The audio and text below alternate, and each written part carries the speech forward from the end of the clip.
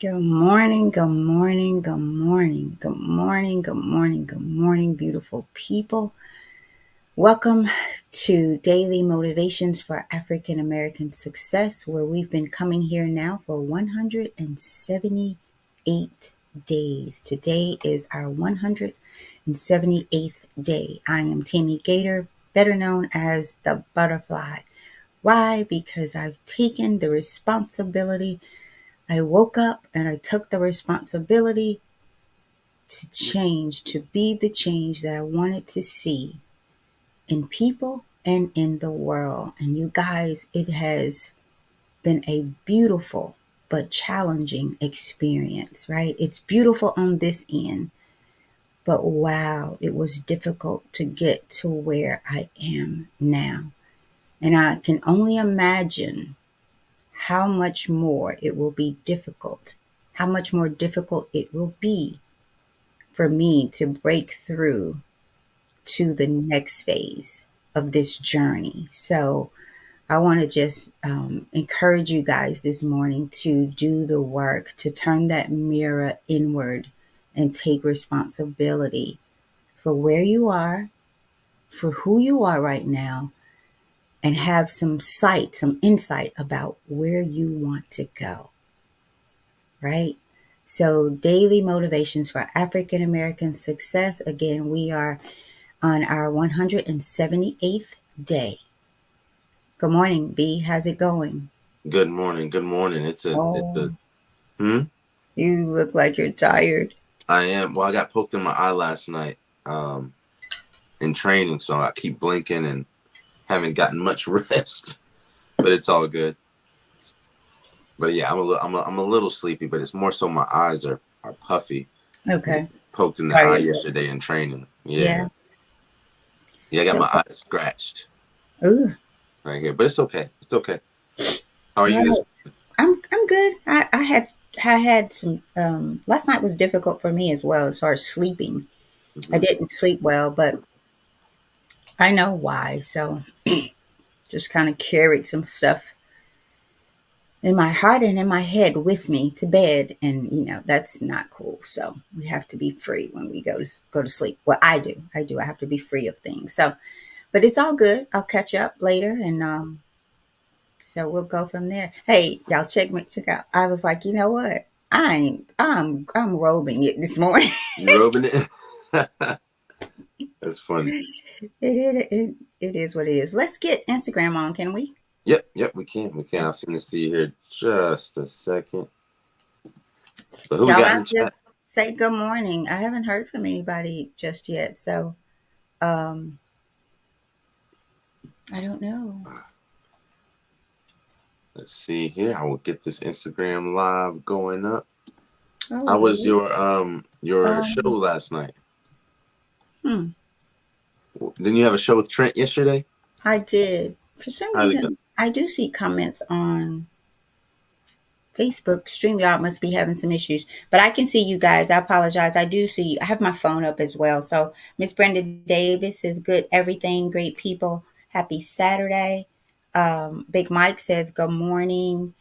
Auntie Chet says, "Good morning, butterfly and nephew. Love, heart, heart." And then she's blowing us a kiss.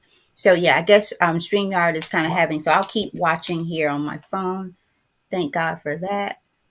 Um, So yeah, the show went well last night. We're gonna do a part two. It's funny because I ended up sending Trent and I asked him to share it like about nine something yesterday. I was like, you know what? I'm researching this stuff and I have this condition. I have a compulsive have had and have. So it was just interesting. It kind of it opened my eyes as it relates to the OCD. Now I've gotten much better with the OCD thing, but Brandon, you of all people know because you had to. I just thought about the time I came home and you had moved. I had these three little monkeys. See no evil, hear no evil. You remember those? Those three little monkeys I had. Mom, I have a picture of those monkeys that I took last week. And you moved, he had moved one, y'all. And I walked in the house and I knew he That had is so moved my monkey. I mean, it wasn't even a lot, but that's how that's how, I won't say bad, but that's how in my head that I was. And I also remember the time you came home from college and I was mopping the kitchen floor as you were going to bed. You remember that? And Mm-mm. when the morning you woke up early, I was mopping the floor again. And you was standing there, you was like, am I dreaming? You was scratching your head looking at me, and I'm like, what? You was like, didn't I go didn't you mop the floor last night? And I said, yeah. And you was like, Mom, who walked on the floor? And I was like,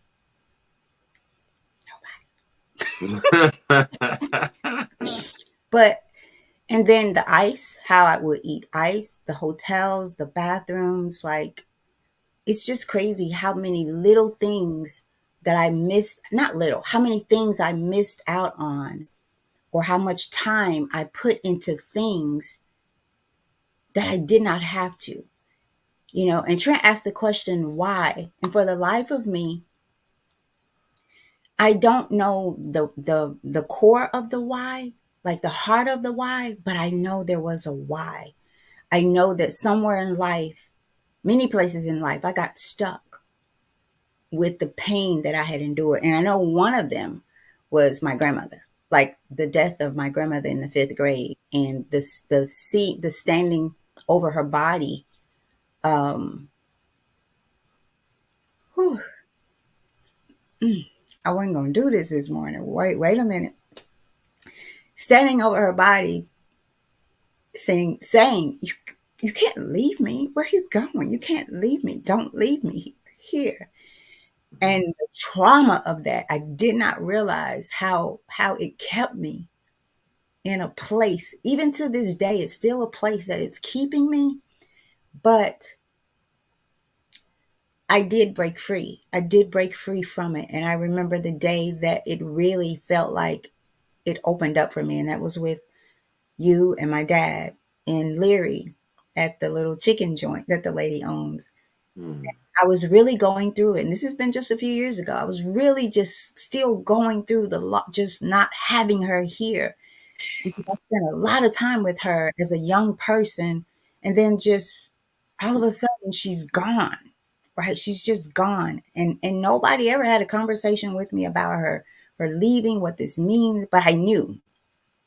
So I know that's a place where I really got stuck. But when I saw my dad sitting across me at this table this particular day, and for whatever reason, the light bell went off about this was his mom. Imagine what he felt and what he went through. And I don't know why that was the thing, but it's like it took the focus off of me, and then the Mhm. focus became how much my dad must have hurt for the rest of his life, right? So I don't know. I don't know. But I know that there's more. It's not just that, it's other things that Mike and I experienced as children that we went through, that we never really talked about or was able to heal from. And so we had to wake up, as one of our messages mentioned the other day, and we had to take responsibility for our own, for our life and our healing, right? And y'all, if you deserve to live a free life, there's so many things that your trauma keeps you from doing, experiencing. Like I would leave, we talked about you check into one of the best hotels that you can check into, and I would have to leave. And thank God for the patience of Jimmy, because he's like, well, whether we stay or not, we still have to pay. So if you want to leave, let's go. So, but I think back, the times I would have to go to the restroom so bad, but I'm going home. I don't care. I want to go home. And I worked from home for quite a while, so that was very good for me. But when I got back out in the workplace, I remember telling my manager, I said, thank God for clean bathrooms here. And only a few of us, get to use it. Because I don't know what I would have done getting back out in the world like that. So too long, but that's my spiel. Brandon, so sorry. So No, no, no, you're fine, mom. You are fine. Thanks for sharing it. It's interesting the way that we cope. with things like that, how that makes you compulsive on certain things and maybe not on other things, and how it might affect someone differently. If they were, just a different person, like someone else it may make them, um, you know, uh, um, not entertain certain places, right, at all, like hospitals or anything. Like there's different ways that people can cope, um, or create these pathologies kind of around, and to help heal trauma. So Yeah. it's interesting that yours seem to be like this. Um, was she a very clean person and cleaned up a lot? Um, She was a very clean. I did the Instagram thing. I'm sorry, I may have okay, waited too late. problem. My grandmother she was a very clean, elegant person. But it's just, you guys, they say the first few years of your life, the first 5 to 7 years of a child's life are the most important. And that's why you guys, and I know Brandon sometimes will be like, Mama, but it's so important for me that the grandbabies have an emotional, healthy start, that we don't ignore their feelings just because they are 3, 4, 5, or 1. Y'all remember the young girl that I talked about? They were mom was in Costco, and her laugh was so contagious. And imagine that we feel we have to stop a child from laughing in a store, that we choose grown people and feeling embarrassed because your child is laughing, and like to the point she's putting her hand over the baby's mouth. And then I can't laugh anymore either, because I'm telling you, the little girl, it was so contagious. I'm sitting there trying to eat and I'm laughing. Imagine if everyone in that store would have been able to experience that and just get a laugh and not even know why you're laughing, because this little child is so full of joy. And that's what's happened to us. No pun intended for the people who raised us. I But recently, once, the PT. hmm? Sorry about that. I didn't mean to Okay, interrupt. Just no, you're recently, fine. Once we know better, we just have to do better. And that's the generational curse that I'm interested in helping it go away, because y'all, we can do better on that end. We can. So I don't know. I don't want to hold us up here, because let's get into it. I'm gonna put it here and then send it back to you. This is our technical things, y'all. I talked too long and I let it expire. So my apologies. There you go, Brandon. appreciate it, And we sweet. can skip the reading this morning if that's okay with you, and Okay, just get right into it. right into it, right into the reading. You mean? I mean, Okay, we could skip the description of the show while we do it if you want. I'm okay got either way. got you. Well, y'all, welcome again to the and Mama, thank you for sharing that, because sometimes it's just needed. Sometimes you gotta. It's cathartic to express yourself and to relieve yourself of those burdens and to share it with others. Sometimes the best way to learn, I've heard, is to become a teacher. In jujitsu, I've learned, there's things that I know how to do in jujitsu, but when I'm in the classes where I'm teaching someone else, I learn these small details about it because of questions, or because I'm relaying it to someone else and I'm communicating it in a way that I think that they can understand. And in doing so, it helps me to understand it better myself. So, um, I'm glad that we were able to be here for that, and that you trust this platform and the people that watch it enough to share that, and that you're transparent, to share that. So thank you for that moment of vulnerability, Mom. But Daily Motivations for African American Success, if you haven't been here, or if you've been here a long time, you already know, is the book that we are reading. Please go get that book. This is the book with Dennis Kimbro. I don't know if you guys can see that too well, but it's Daily Motivations for African American Success by Dennis Kimbro. These are inspirations from famous African American achievers, witticisms, meditations, and thoughts to ponder, inspire, teach, and dream. Okay, and Our title today, yesterday's was a command performance, which I thought I really enjoyed. Today's July 27th. Our title for today is Field of Dreams. Field of Dreams. Field of Dreams. Hey Dima, how you doing? Hope you're doing okay down there. She's all the way in Gaza. I hope you're doing okay, you and your family. Um, I know y'all got holes in your tents and stuff right now, but hopefully everything's gonna be okay, inshallah. A Field of Dreams. It says a person never knows what he can do until he does it. And that's by Gordon Parks Sr., a filmmaker. A person never knows what he can do until he does it. In his book, The Heart of a Champion, Bob Richards tells the story of Olympic champion Charlie Paddock. While speaking before a group of students in Cleveland, Ohio, Paddock challenged the audience to think big. If you think you can, he coached.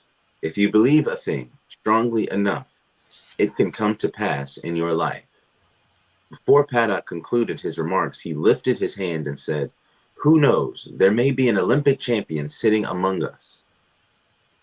No sooner did he utter these words than a spindly-legged child approached him. "Mr. Paddock," he said excitedly, "I would give anything if I could be an Olympian just like you." It was the boy's hour of inspiration. From that moment, on, his life would change. In 1936, the skinny kid traveled to Berlin and turned in 4 electrifying performances, capturing gold medals in the process. His name, Jesse Owens. During a victory tour through the streets of Cleveland, Owens stopped to sign autographs. A tiny child pressed against his car, looked his idol in the face, and said, "Gee, Mr. Owens, I'd give anything if I could be an Olympic champion just like you." Jesse reached out and replied, "You know, young man, that's what I wanted to be when I was a little older than you. If you will work and train and believe, then one day you'll hit your goals." 12 years later, at Wembley Stadium in London, 6 sprinters exploded out of the blocks in the 100-meter dash finals. The sprinter in the outside lane burst into the open, drove down, and broke the tape first. His name, Harrison Bones Dillard. You say that's a coincidence? You say that it'll never happen again? You're wrong. It will happen again and again to the person who captures a vision and backs it with action. So today's affirmation that we read 3 times, 1 time for you, 1 time for me, and 1 time for the person that you know needs to hear this, that you're going to send this show to, and invite them tomorrow. The affirmation is, I believe, I act, I will succeed. I believe, I act, and I will succeed. And last time, I believe, I act, and I will succeed. Over to you, Mom. What do you think about this one? The Heart of a Champion, huh?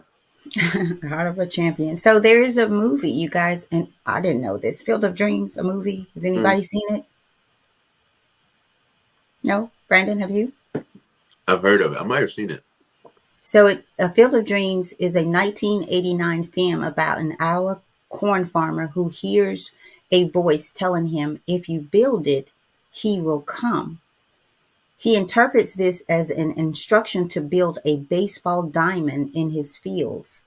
After he does, Shoeless Joe Jackson and other dead baseball players emerge from the cornfields to play ball. That's interesting. Um, so in searching, I came across that. But Field of Dreams, I don't have much for this one. I do like, I'm going to go here to the bottom. I'll start back at the top. A person never knows what he can do until he does it. Um, I'm kind of like I was yesterday on that one. I do feel like you have to believe you can do it. And maybe there's a flip to this that I'm not getting right now. A person never knows what you have to feel like I can do this. And maybe it's saying, but you never really understand it or know until it's done after you can can go back and vision the work that you put in to do it. Maybe that's what it's saying. But I'm going to go down to the bottom where it says the spinner in the outside lane, let's see, burst into the open, dove down, and broke the tape first. His name, Harrison Bones Dillard. You say that's a coincidence. You say that it will never happen again. You're wrong. It will happen again and again to the person who captures a vision and backs it with action. So you're wrong. It will happen again and again to the person who captures a vision and backs it with action. Which person will you be? Which person are you now? Are you backing what you want? Are you able to see it? Do you have a vision that you have awakened and taken responsibility, right? And adding action to it? Because I'm gonna give something else out, Brandon, but I'm gonna turn it over to you. Vision, the ability to see something, the faculty or state of being, seeing, right? Are you able? And then how do you capture vision? I'm going to put an article out that I found, and it was written by Stephen Blandino, How to Capture a Vision. And he compares it using the story of Nehemiah from the Bible. Five things. Ask questions. Like, ask questions about your vision. Imagine that. Gain awareness of needs and problems, right? So research the vision that God has given you. Feel the weight of the need or the problem. And it gives you, it gives you more readings on each of these. So that's why I say I'll put it out there. You have to go back and contemplate it on yourself. Number 4, fast and pray. And there's several things under number 4. And number 5, act courageously. Those are the 5 things. But the PDF is longer. The story is a bit longer than I'm giving you now. But again, it compares it to the story of Nehemiah, and it gives you 5 things that will help you in having a vision and putting action to that vision. So over to you, Brandon. Thank you, Mom. Thank you. I appreciate that. The title, Field of Dreams. Field of Dreams. I'm trying to figure out everyone on that field in some way, shape, form, or fashion had a dream. This is speaking about people that made it to the Olympics. Mm-hmm. This is the highest, I guess, platform for sports, right? For certain sports, to become an Olympic champion, right? To reach the gold medal, to say that I'm the best in the world at what I do. Now imagine people that have had humble beginnings, and what type of delusion people would think that they had to think that they could come from a little small town and reach the heights of Olympic gold. You know what I mean?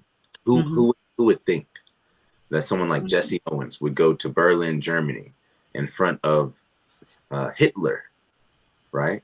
That because in Berlin at the time, I think Hitler was in power, or the Third Reich was in power, and this is when they did that. I remember seeing, and I might be getting it confused, but when they did the fist standing up there, it was not just for him winning gold. Thank you so much.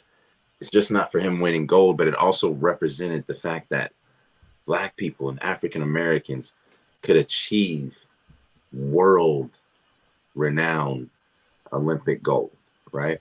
So, and one thing that really stood out to me, so on that first point, you have to be able to believe it yourself and to at least vision it yourself. And even though the world says that you can't do it, go for it. So I think what that quote means when it says a person never knows what he can do until he does it, I think the can was if he's allowed to do it. Can you see it that way? What he can do, like what the world is saying that he can do. He just has to do it, because in order for him to do it, he has to already believe that he can, right? So I think what it is the congruent, making it congruent that the world believes you can do it and you believe you can do it. You have to believe it before the world. You have to see it before the world, and I think that's inherent in that statement. But a person never knows what he can do until he does. Might think he can do it, but to know that you can do it is only after the action. You know, I think there's a difference between believing and knowing. Well, what do you think, Mom? What's the difference between believing something and knowing something? Knowing I something, I guess think, you don't know it until it's happened, I guess, right? yeah, and that's the quote, right? Right. So you don't Or really you know. can believe it, you can vision it, but okay. That makes it a little bit better. Just So a, I'm gonna put this out here, and if you could, this is interesting. Let's see. So this is the Field of Dreams. The movie is about a lot more than baseball. It's also about lost dreams, generational ties, and discovering magic in the backyard. That's interesting to me. oh, Lost, especially the lost dreams, that the reminds me. generational ties. Hmm? That reminds me of speaking of the Olympics, when the United States basketball team, I think last week, played against Sudan. Did you see that? Mm-mm, no. So Sudan, a country going through hell right now, um, they actually, the United States beat them by 1 point. Sudan, Africa, right? Do you know that Sudan does not have an indoor basketball complex in the entire country? Hmm. One of the players said, "We don't have an indoor facility in our country. We are a band of people from across the country that come together and just had a dream." Right? And after the basketball game, uh, LeBron James was leaving, going back to the locker rooms after the game, still sweat dripping and everything, and he was like, "Whew, man, I love those kind of games." Basically, about the challenge of those games. He said those are better than the blowouts, meaning the ones where they just beat the team, and they kind of skunk them, as they say, beat them by Hmm. 20, 30 points. They beat that team by 1 point. This is the best basketball team in the world. LeBron James, Steph Curry, the list goes on and on and on. And then there's these people from Sudan that most of the world have no idea who they are.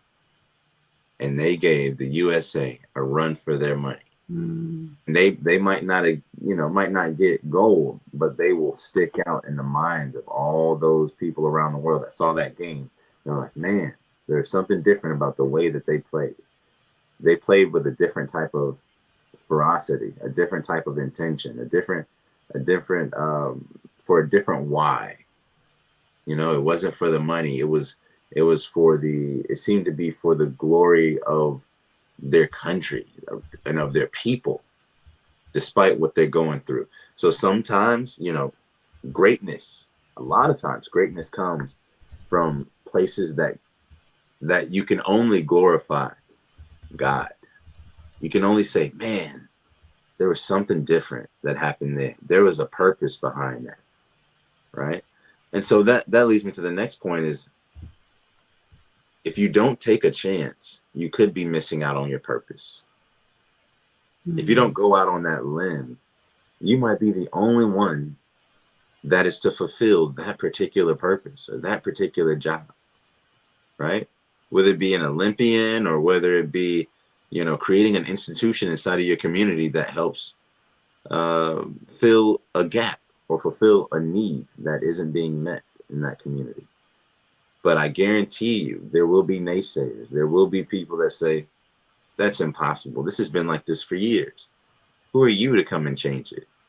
Or, man, we've been running around, running track for ages, and no one's ever made it to the Olympics.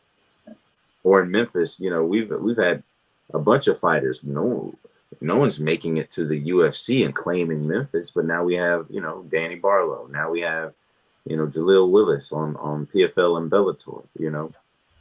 So you can do it, but you have to believe it and go for it first.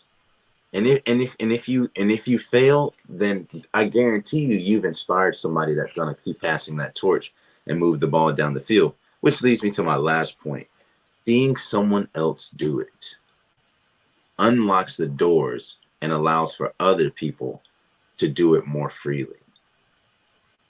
So Jesse Owens seeing someone that looked like him win and have that type of success and his athletic ability gave him the inspiration to do it himself. And then again, he did it again. Each one teach one, right? As my Uncle Mike used to always tell me, each one teach one. And sometimes you don't teach just through words. Sometimes you teach through that example. And that's often the best. The best teacher is the teaching of example, where you teach with your feet and not with your mouth, in a sense. You teach with your hands, and you teach with your example. So for me, there's nothing, and there's something about African Americans. Let's be quite frank. If we want to know how a restaurant is, if the food is good, we gonna ask a black person, right? I'm gonna be honest with you. As a black male, it hits different when another black male tells me, "Oh man, that food is busting. It's good." It hits differently than if I were to ask someone that, just as equal, but they might be from a different context, different cultural background, and say, let's say they're, Asian background. They say, "Man, that was great food there." I was like, "Yeah, it might be great, but you ain't grow up eating what I was growing up eating." At least I'm assuming that, right? So there's a context. The same reason that this book is titled Daily Motivations for African American Success. There's a lens, there's a palette, there's a taste that we might have in particular, that when we see or hear somebody that comes from where we come from, understands our cultural context, and they give it a cosign, it's different. It's like, oh, okay, it's good, okay. And my wife has noticed this. She'll be like, "Man, somebody else can say somebody else can say it, you know, and it doesn't resonate. But as soon as another black man says, 'Oh yeah, that's the one right there. I did it with this one, and I bought that one instead of this one because it had this instead of that.'" Oh, okay, that make a lot of sense. You know what I mean? Because it comes from a certain place, right? So seeing someone else that looks like you, right, it's impactful. That's why I think it's so important that we be critical about the images that we show of young black males and young black girls on television and in entertainment, because there's so much of there's a culture gap that exists from our history in America.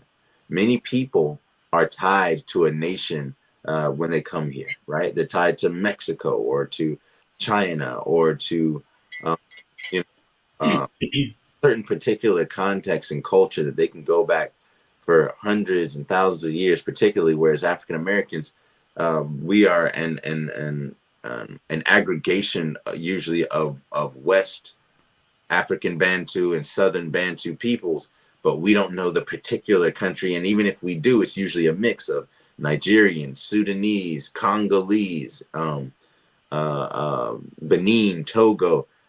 There's these areas by which, but it's not in particular one country. And even if it was, those countries were designated by European imperial and colonial powers. So our culture is detached from its motherland. So what we do is usually create our cultures. We create our context. We create and our have a lot of ingenuity, and we present American culture. If you ever eaten American food, that's black people food. From macaroni and cheese to fried chicken. If you listen to American music, that's black people music. From rock and roll to country to hip hop. We have influenced and given this country gifts of culture and expression because we've had to create that. That's what I think one of the reasons we have so much ingenuity and so much ability to create things anew, because we didn't have we Yeah. didn't have those things to go off of. We had to fill the gaps of human consciousness and the needs that humans have developed across the world with their tribes and with their ethnic backgrounds and with their religions and with their histories. We had to create all of that in the last couple hundred years, really the last 200 years post slavery and abolition. So when someone else says this tastes good, but then a brother or a sister says that this tastes good, it hits different. So it's very important for when you have success for you to reach back and teach one. It's very important for you to give a hand up instead of a hand out. Let them touch your hand, Yeah. right? It's very important for you not to look down on people that are in the positions that you were in, right? But pick them up and look them eye to eye and see them as peers, right? Because they have the same thing that you did. And them seeing you inspires them to do the same. So I like how this passage showed two generations of athletes that were inspired by the previous one. How many athletes have been inspired by Muhammad Ali, right? How many people have become Muslim because of Muhammad Ali or Malcolm X, right? How many people have become pastors because of the way they heard Dr. King speak, right? Dr. King put Southern Baptist preachers on, man. You know what I mean? So we have to understand how much seeing one another in successful, dignified positions impacts our image of ourselves. Because you remember that statement in La Ketch, I am another you, you are another me. And if we have similar histories, similar backgrounds, language, culture, food, context, you know, then I can do it too. It gives permission for other people to be successful as well, even though they really didn't need it. But that example, that's why God sent prophets. I don't know if you guys, if this is taking it too far, but prophets were exemplary human beings that were to show what being a faithful servant looked like by the way they talked, the law that they came with, how they did things, how they prayed, how they were compassionate, what they stood for. They were exemplary human beings, not just coming here to show off and say, hey, I'm showing off to you with these miracles. The miracles were with purpose, right? Mm. What did it say in the Bible? You can do things greater than this, right? That you can move mountains, right? It was to be an example, or in some cases, a counter example. So in the case of Jesus, they thought that you had to come from a particular bloodline, a particular lineage, in order to be a prophet, right? And then here he comes saying, and they say that he had no father, right? So how can you be of priestly background when you don't even know who your father is, right? That's the way that they're seeing it. But what glory did God give in the Messiah Jesus? You know what I mean? And the example that he served, and how his name reverberates through through time now. You know what I'm saying? So through generations, 2,000 some odd years later, right? And how many of our people don't know who their father is and can find inspiration in that, right? Or don't they might know who their father is, but don't know who their father is, weren't raised and don't understand them, and know them to that detail. So there's a lot of inspiration that you can find from an example. And you might think that you're the only one that's been through it or you got it the worst, but I promise you, somebody else has been through that same thing and probably much worse. And they made it. And they made it to the Olympics. They made it to the gold. What's the Olympics of your life? Right? It might not be, the multicolored rings every 4 years. You don't might not have to wait for that to get your success. Your Olympics might be the family reunion and getting your entire family together who hasn't been together for years. Your Olympics might be getting that degree or starting that business, being the first to graduate college in your family, the first to get a doctorate, or the first to create a trust that now provides for the entire family and creates generational wealth. What is your gold medal? Find The someone first else. to heal. How Yeah. about that? That's the first to heal from the bondage that came. Brandon, if I may, you talked about, we had to create, um, the reason we have so many things because we had to create them in order to survive. And it made me think about, not many people will be able to connect with this. As a little girl, how we used to, there was always a bike, some type of bike around the house. And it was one because most of the time we all shared that same one, right? One or two. And I can remember as a little girl, and I believe this may be true too. There was always one game, and it was the Monopoly game, right? Y'all remember the Monopoly game that came with the money? And as a Mhm. little girl, I would remember we would, and that one game show that we watched, The Price is Right. As a little girl, we would turn that bike upside down and think about imagining this.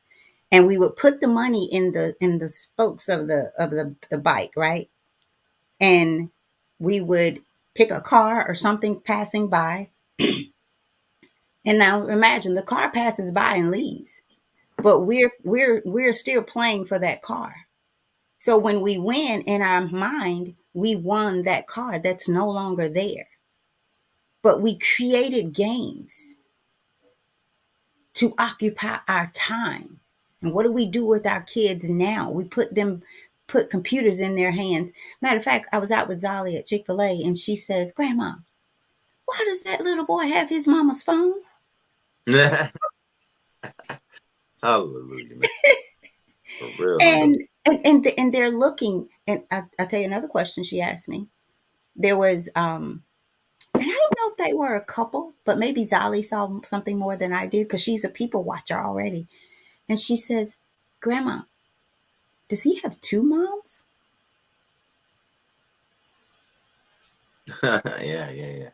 They're looking, right? So, but I was thinking about how we had to create, and how even people who were enslaved, that they were, as they were trying to set themselves free, how they, Brandon, I remember you introducing this to me more so than anybody else. The songs that they sang that were signals for when Oh it yeah. was time to move, to leave, to sit still. They would sing, right? Imagine that you're sitting enslaved and you come up with some way. This is how we're going to communicate with each other, through songs, through hymns, right? Mhm. So, and I gotta say this and we'll jump off. You talked about how sometimes you go to an African American, a person who looks like you, to in judgment of the food. Now I'm gonna tell y'all, and this means that I'm saying this to say that we all come from different places. Brandon comes from a group of people that can cook, Man, right? So man. I've asked some people who look like me, "Hey, how does this food taste at this restaurant?" And I go, I'm gonna go get me some good food, and I'm like, but get it. To them, it may be the bomb diggity bomb because the people that they came from may not could cook as well as Brandon's grandmothers and mother and aunts and things like that. So we're all measuring things based on the place that we're coming from, that we've come from, our experiences.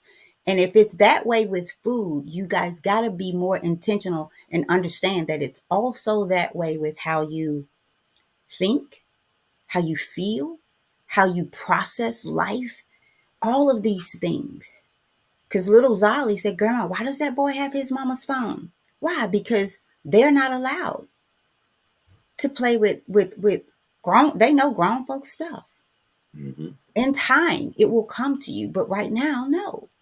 You just enjoy life, which is why she's so observant.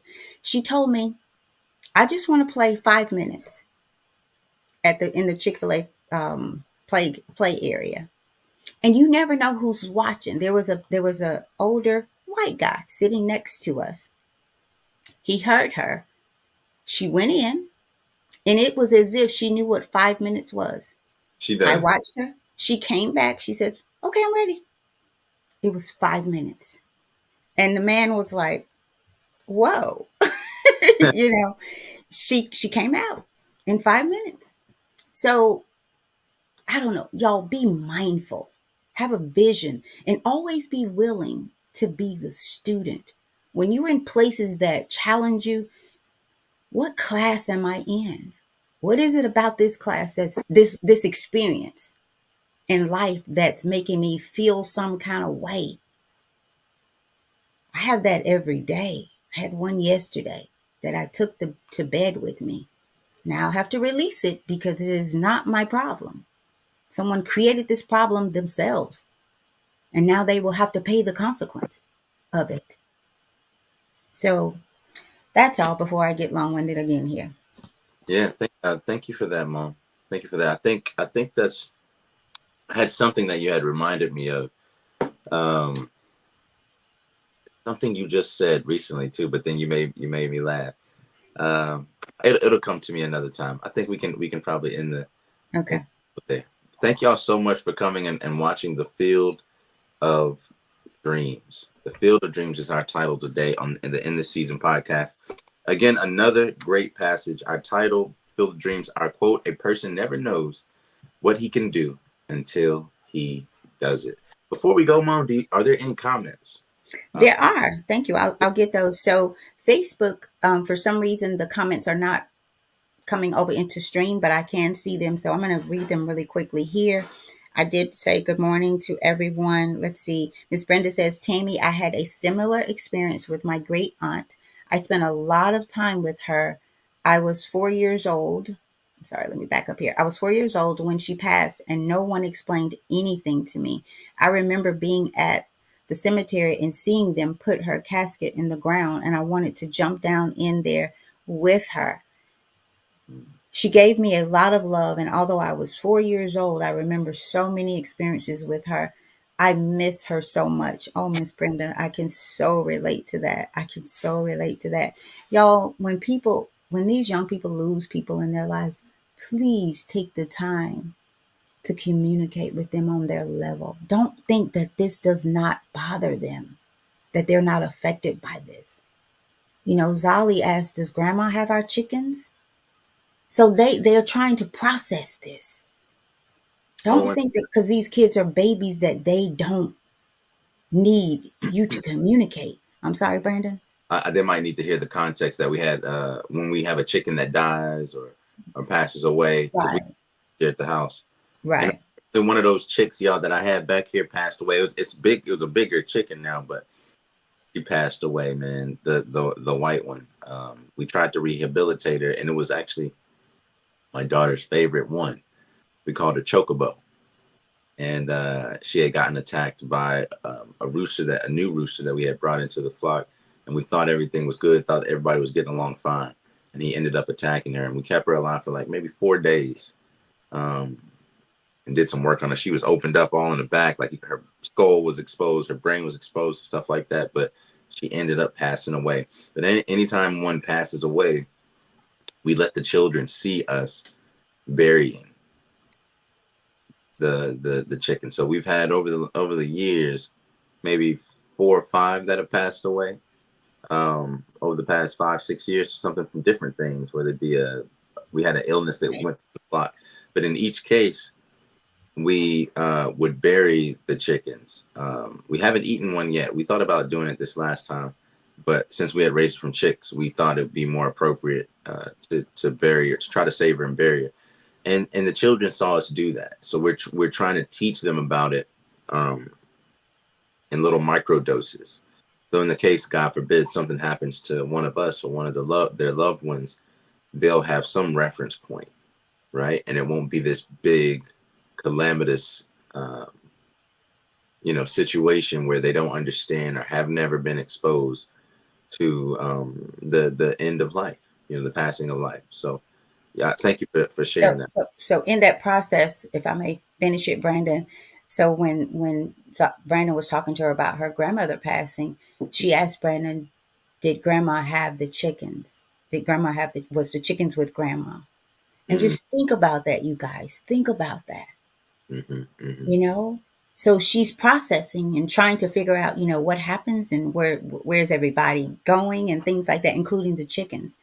So Mike says when the rules are written to prevent or delay minority or the poor, progress is only when we don't excel. But when the rules are front and center, that is equally balanced, we become great. That's one of the reasons why African Americans are great in sports. He says, each one teach one. The children who are not embraced by the village will burn it down to feel its warmth. Ooh, that's Yeah. deep. Yeah, I like that.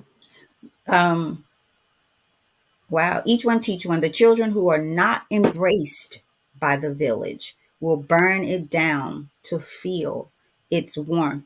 That kind of reminds me of what you say. Mike just mentioned something about this. Some people will cut the leg off to.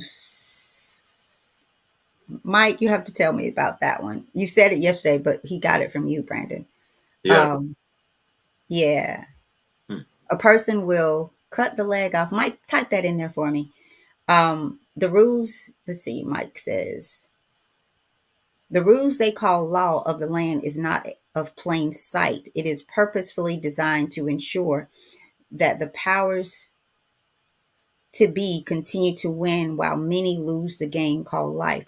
Let's continue to win even though adversity and corruption. And then let's see if he's able to put that in. If Yeah. not, we'll get that tomorrow. Okay. Sounds good. Thank you, Unc, too, by the way, man. Like me and Unc,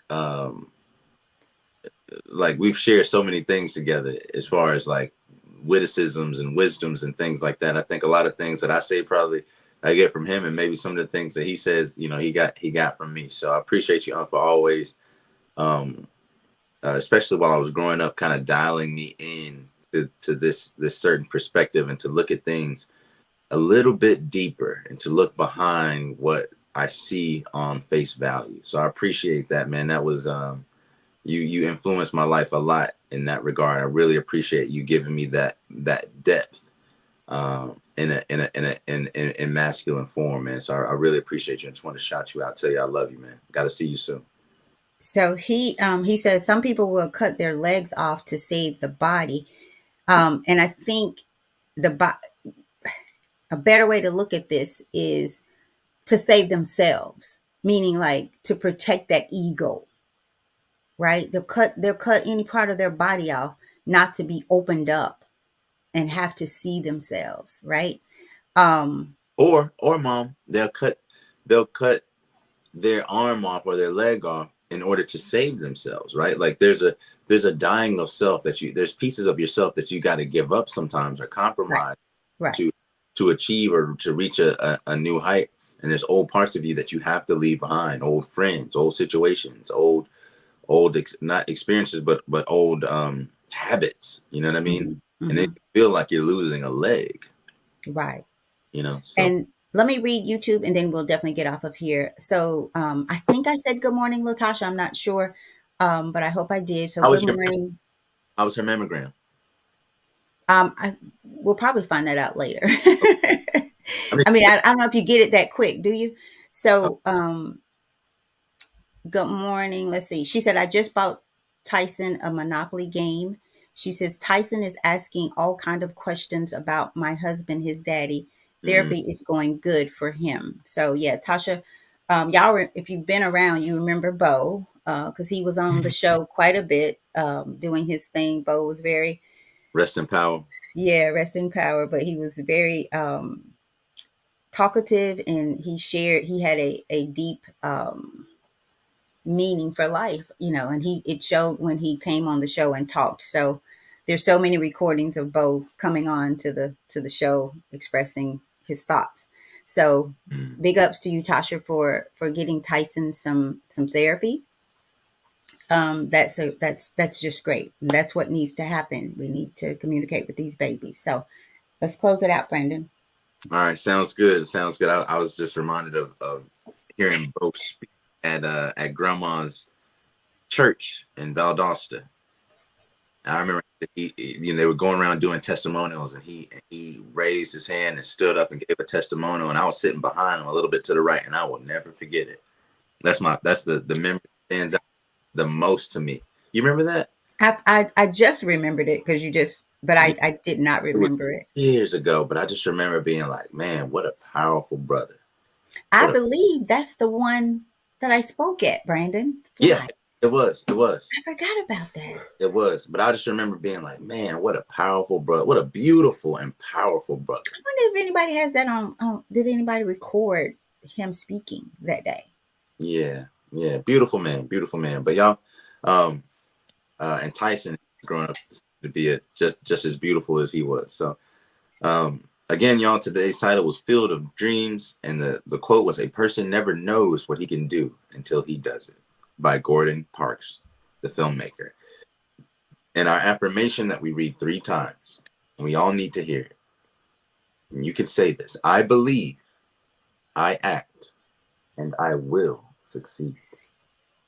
I believe, Or did I? I act, and I will succeed.